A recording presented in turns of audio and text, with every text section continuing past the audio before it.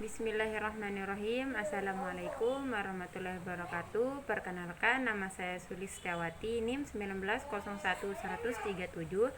Saya di sini sebagai pemateri pertama dengan poin A, yaitu metode membaca huruf Arab. Istilah metode dalam bahasa Arab berarti jalan atau cara yang digunakan untuk mencapai suatu tujuan, yaitu tujuan pendidikan anak dalam Islam. Jadi, dapat disimpulkan bahwa metode yang dimaksudkan adalah jalan atau cara yang dilalui untuk menyampaikan materi pelajaran kepada anak didik sehingga tercapai suatu tujuan. Untuk menyampaikan suatu materi pembelajaran, belajar baca tulis huruf Arab agar mudah diterima oleh peserta didik, diperlukan adanya metode atau cara. Di antaranya adalah sebagai berikut. Pertama, metode gramatika atau terjemah. Metode ini didasarkan pada dua asumsi, di antaranya pertama, bahwa ada satu logika semesta yang merupakan dasar semua bahasa di dunia, dan bahwa tata bahasa merupakan bagian dari filsafat dan logika. Belajar bahasa dengan demikian dapat memperkuat kemampuan berpikir logis, memecahkan masalah, dan menghafal. Asumsi yang kedua yaitu bahwa bahasa pada dasarnya merupakan sistem tata bahasa. Oleh karena itu, menguasai tata bahasa menjadi syarat untuk dapat berbahasa. Metode ini juga berasumsi bahwa bahasa ibu atau bahasa pertama merupakan sistem yang menjadi referensi untuk memperoleh kemahiran bahasa kedua. Metode yang kedua yaitu metode langsung. Metode ini dikembangkan atas dasar asumsi bahwa proses belajar bahasa kedua atau bahasa asing sama dengan belajar bahasa ibu. Juga didasarkan atas asumsi yang bersumber dari hasil-hasil kajian psikologi asosiatif. Berdasarkan kedua asumsi tersebut, pengajaran bahasa, khususnya pengajaran kata dan kalimat, harus dihubungkan langsung dengan benda, sampel, atau gambarnya, atau melalui peragaan, permainan, peran, dan lain sebagainya. Dalam metode ini, pembelajar harus dibiasakan berpikir dalam bahasa target.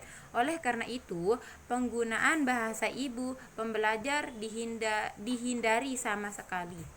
Metode yang ketiga yaitu metode membaca. Metode ini dikembangkan berdasarkan asumsi bahwa pengajaran bahasa tidak bisa bersifat multitujuan, dan bahwa kemampuan membaca adalah tujuan yang paling penting dalam pemerolehannya.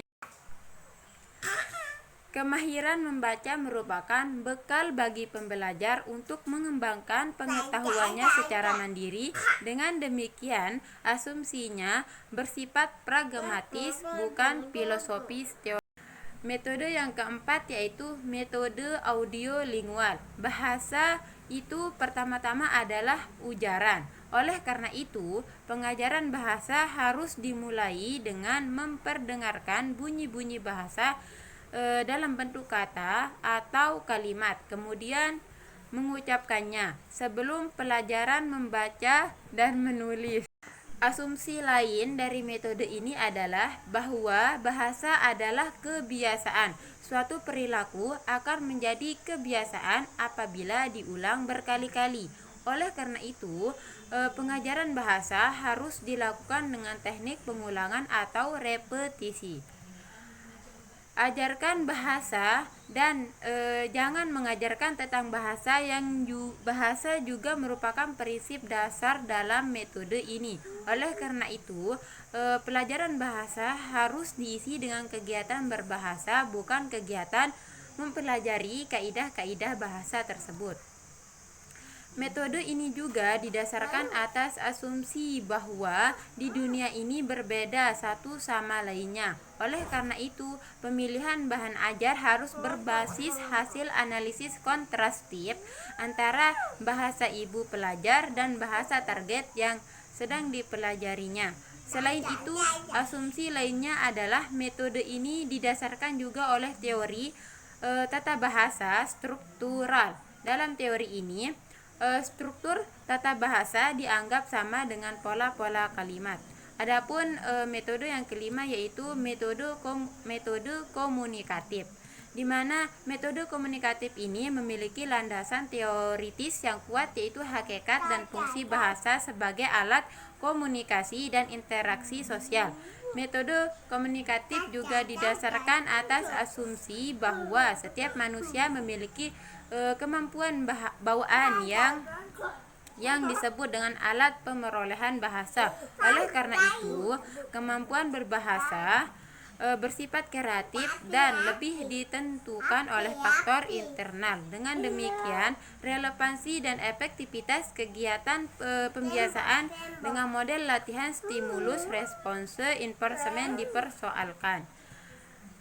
Asumsi berikutnya ialah bahwa penggunaan bahasa tidak hanya terdiri atas 4 keterampilan berbahasa, tapi mencakup beberapa kemampuan dalam kerangka komunikatif yang luas sesuai dengan peran dan partisipan, situasi dan tujuan interaksi.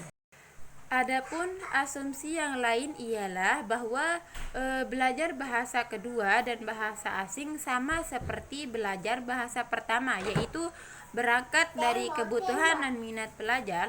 Oleh karena itu, analisis kebutuhan dan minat pelajar merupakan landasan dalam pengembangan materi pelajaran. Selanjutnya, metode yang keenam yaitu metode eklektik, di mana metode ini didasarkan atas dasar asumsi bahwa pertama, tidak ada metode yang ideal karena masing-masing mempunyai segi-segi kekuatan dan kelemahan. Kedua, setiap metode mempunyai kekuatan yang bisa dimanfaatkan untuk mengefektifkan pengajaran. Ketiga, lahirnya metode baru harus dilihat tidak sebagai penolakan kepada metode lama, melainkan sebagai penyempurnaan. Keempat, tidak ada satu metode yang cocok untuk semua tujuan, semua guru, semua siswa, dan semua program pengajaran. Kelima, yang terpenting dalam pengajaran adalah memenuhi kebutuhan pelajar, bukan memenuhi kebutuhan suatu metode. Yang keenam, setiap guru memiliki kewenangan dan kebebasan untuk memilih metode yang sesuai dengan kebutuhan pelajar.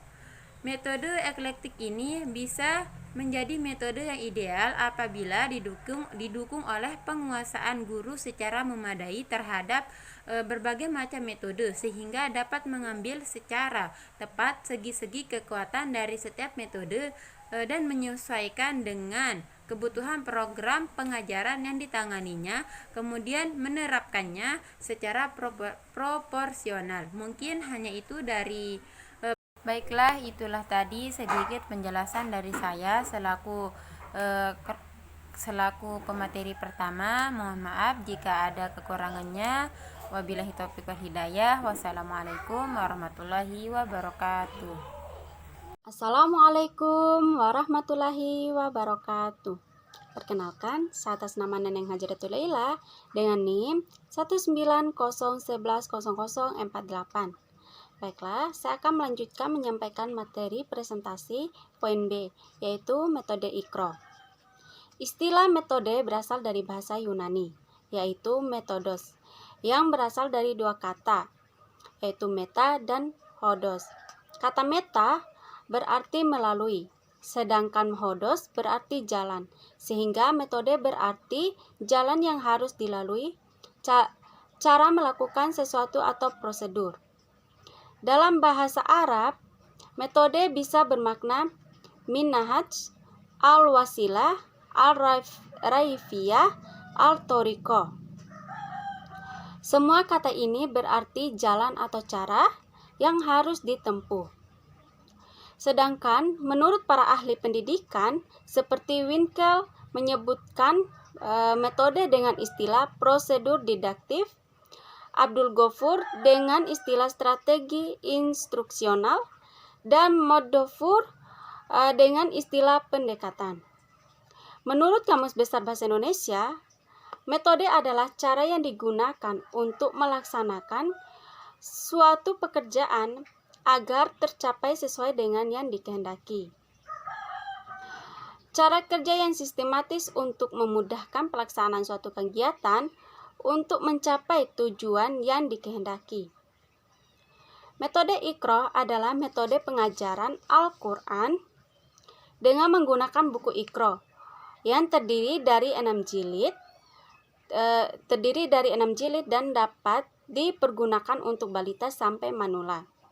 Penerapan metode Iqra berarti suatu proses pengaplikasian atau praktek cara yang digunakan dalam mengajar membaca Al-Quran yang disusun oleh Ki Haji As'ad yang di dalamnya terbagi menjadi 6 jilid. Metode Iqra ialah membaca Al-Quran yang langsung memasukkan dan mempraktekkan bacaan tartil sesuai dengan kaidah ilmu tajwid. Membaca Al-Quran secara tartil ini hukumnya amat ditekankan. Pengajaran Iqra bersifat privasi, masing-masing disimak satu persatu secara bergantian. Adapun kelebihan dan kekurangan dari metode Iqra ini. Yang pertama, kelebihannya. Kelebihan dari metode Iqra yaitu yang pertama, menggunakan metode CBSA. Jadi, bukan guru yang aktif, melainkan santri yang dituntut untuk lebih aktif. Yang kedua, dalam penerapannya menggunakan klasikal, privat, dan eksistensi. Yang ketiga, kumulatif. Jika santri mampu membaca dengan baik dan benar, guru dapat memberikan apresiasi terhadap santri tersebut. Yang keempat, jika ada santri yang sama tingkat pembelajarannya, boleh digunakan sistem tadarus. Yang kelima, buku Iqra mudah didapatkan di toko-toko terdekat. Yang kedua, kelemahannya. Yang pertama, kelemahan dari metode Iqra ini yaitu bacaan-bacaan tajwid tidak dikenalkan sejak dini. Yang kedua, tidak ada media pembelajarannya. Yang ketiga, tidak dianjurkan menggunakan irama natural. Baiklah, itu saja yang dapat saya sampaikan materi presentasi dengan metode Iqra ini. Materi selanjutnya akan disampaikan oleh rekan saya. Bismillahirrahmanirrahim. Assalamualaikum warahmatullahi wabarakatuh. Saya Nurpania Amaliani dengan NIM 1901110047. Saya pemateri ketiga yang akan membahas subpoin C, yaitu metode qiraati. Yang pertama yaitu pengertian metode qiraati. Qiraati artinya bacaanku. Secara bahasa Arab merupakan kata dasar atau masdar. Sedangkan metode qiraati adalah suatu metode membaca Al-Quran yang langsung memasukkan dan mempraktikkan bacaan tartil yang sesuai dengan kaidah ilmu tajwid. Di sini ada dua pokok mendasar di dalam metode qiraati. Yang pertama yaitu metode belajar membaca Al-Quran secara langsung, dan yang kedua yaitu dengan metode membaca Al-Quran dengan membiasakan bacaan tartil. Membaca secara langsung artinya membaca Al-Quran secara langsung atau membaca setiap jilid Al-Quran tidak dengan dieja, tetapi secara langsung tanpa membaca harokatnya. Yang kedua yaitu di sini prinsip-prinsip dasar metode qiraati. Di sini terdapat dua prinsip yang mendasar di dalam metode pembelajaran qiraati. Yang pertama yaitu prinsip untuk seorang pengajar atau pendidik. Yang kedua prinsip untuk anak-anak atau santri. Di mana yang pertama yaitu prinsip untuk seorang pengajar. di mana salah satunya adalah yaitu daktun atau tidak boleh menuntun. Nah, di dalam metode pengajaran kiroati di sini, seorang pengajar itu tidak boleh menuntun anak didiknya. Tidak boleh menuntun dalam artian kita tidak boleh sepenuhnya menuntun anak didik di dalam pembelajaran baca tulis huruf Arab itu sendiri, yaitu huruf hijaiyah dan membaca Al-Qur'an. Jadi di sini pengajar itu cukup membimbing atau menuntun mereka pada dasarnya saja. Selebihnya itu diserahkan kepada anak didiknya atau santri-santrinya itu. Kemudian yang kedua, di dalam prinsip pengajar yang kedua yaitu tiwasgas, teliti, waspada, dan tegas. Teliti di sini adalah di mana seorang pengajar itu memang harus memperhatikan bagaimana cara mengajar yang tepat kepada anak didiknya. Kemudian waspada, di mana seorang pengajar itu juga harus waspada terhadap setiap aspek perkembangan dengan metode ini, karena dengan ketegasan seorang pengajar akan mampu membuat anak didiknya itu akan cepat paham atau akan cepat bisa. Kemudian yang terakhir yaitu tegas. Di samping dengan ketelitian dari seorang pengajar, kemudian kewaspadaan, juga seorang pengajar itu diperlukan ketegasan, bahwa di sini jangan terlalu membeda-bedakan anak. Jadi di sini akan menimbulkan, jika hal seperti itu akan menimbulkan bahwa rasa keirian atau rasa beranggapan bahwa seorang gurunya atau pengajarnya itu akan pilih kasih. Tidak seperti itu. Dalam metode kiroati di sini itu pengajar diarahkan atau pengajar diharapkan untuk tegas pada setiap anak-anak didik mereka itu sendiri. Prinsip yang kedua yaitu prinsip untuk siswa atau santrinya, di mana di dalam prinsip ini juga terdapat dua macam hal yang harus diperhatikan. Yang pertama yaitu aktif dan mandiri, di mana di dalam metode kiroati di sini siswa atau santri lebih kepada siswanya itu aktif, kemudian siswa atau santrinya itu mandiri di dalam proses pembelajaran berlangsung. Karena dengan metode ini seorang pengajar itu bertugas untuk mendampingi. Selebihnya itu adalah tugas daripada siswa atau santri itu sendiri, yaitu dengan cara mereka melakukan pembelajaran secara mandiri, akan tetapi dalam pantauan pengajar atau gurunya tersebut. Kemudian yang kedua yaitu LCTB, yaitu lancar, cepat, tepat baca. Jadi di sini selain anak mandiri, maka anak juga diarahkan bisa lancar, juga cepat di dalam pembelajaran baca tulis huruf Arab atau belajar membaca Al-Quran. Dan mereka juga tidak diharapkan untuk lancar dan cepat saja, akan tetapi harus tepat. Maka di sini peran pengajar sangat diperlukan juga di dalam pengajaran metode kiroati di sini, karena selain mereka diharapkan untuk mampu lancar dan cepat, akan tetapi dibarengi atau diharapkannya juga agar siswanya itu tepat di dalam membaca serta menulis huruf Arab atau membaca Al-Quran. Selanjutnya yang ketiga yaitu sistem pengajaran metode kiroati. Nah, di sini seorang pengajar harus tahu dan memang harus mempersiapkan diri di dalam menerapkan metode pembelajaran kiroati di sini.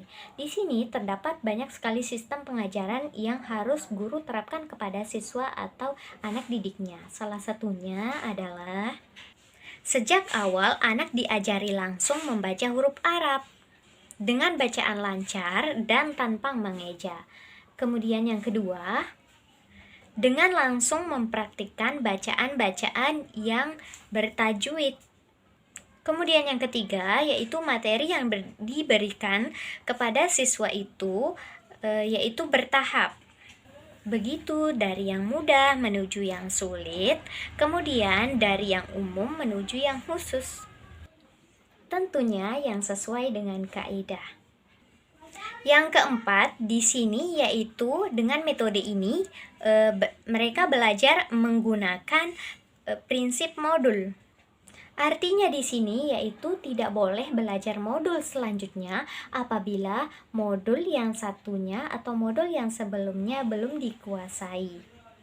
Selanjutnya yang kelima yaitu metode ini menekankan banyak latihan karena dengan latihan akan memudahkan si pengajar dan siswa lebih fokus dalam mengembangkan pembelajaran baca tulis Al-Quran mereka. Yang keenam yaitu metode ini belajar sesuai dengan kemampuan dan kecerdasan siswa atau santrinya. Yang ketujuh, tidak lupa dengan mengadakan evaluasi setiap hari atau setiap pertemuannya. Yang kedelapan yaitu metode ini lebih kepada belajar yang secara langsung dan biasanya itu berhadap-hadapan. Dan yang terakhir yaitu biasanya seorang pengajar atau guru yang menerapkan metode kiroati di sini itu harus melalui seleksi terlebih dahulu atau melalui tes tertentu, tes baca tulis Al-Quran kepada ahlinya. Maka jika dengan sistem pengajaran yang seperti ini akan memudahkan para siswa atau santri serta para pengajar atau pendidik atau guru akan mampu mempermudah mereka di dalam pencapaian tujuan akhir sebuah pembelajaran dengan baik dan tepat tentunya. Kemudian selanjutnya yaitu yang keempat, tujuan daripada metode kiroati. Di sini tujuan daripada pengajaran atau penerapan metode kiroati di sini itu beragam. Salah satunya adalah yang pertama, menjaga kesucian dan kemurnian Al-Quran dari segi bacaan yang sesuai dengan kaidah-kaidah ilmu tajwidnya. Kemudian, tujuannya yang kedua adalah untuk menyebarluaskan ilmu bacaan Al-Quran.